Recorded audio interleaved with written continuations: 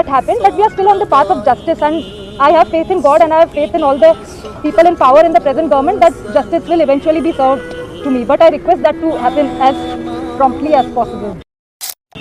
ఇప్పుడు ఒక హీరోయిన్ వ్యవహారం ఎలా జరిగిందో కూడా మనం చూసాం. ఇవన్నీ విచారించాలి. చట్టాలంటే కనీసం భయం ఉండాలి, లేని భక్తులు ఉండాలి. రెండు లేకపోతేనే దాని పేరు రాజారెడ్డి రాజ్యాంగం. So we will take action. ఇదంతా నాణానికి ఒకవైపు మాత్రమే. Wake up to reality. నేత కుక్కల విద్యాసాగర్ ఇచ్చిన ఫిర్యాదుపై నమోదు చేసిన కేసులో రెండోసారి ఛార్జ్షీట్ దాఖలు చేసింది సిఐడి. విద్యాసాగర్ నుంచి జత్వాని 1,32,00,000కు పైగా వసూలు చేసినట్టుగా సాంకేతిక ఆధారాలతో నిర్ధారించినట్లుగా సిఐడి తెలిపింది. ఒక నటి, ఒక డాక్టర్ ఏడుస్తోంది దేశం తన డిఫెన్స్ లోకి రావాలని. అలా హింసిస్తే, ఆమెను నాశనం చేస్తే, ఆమె కుటుంబాన్ని నాశనం చేస్తే, గవర్నమెంట్ కిడ్నాప్ చేస్తే ఎవరు రక్షణలోకి రావాలి? నువ్వు కొంచెం పక్కన నీతో మాట్లాడాలి. హలో.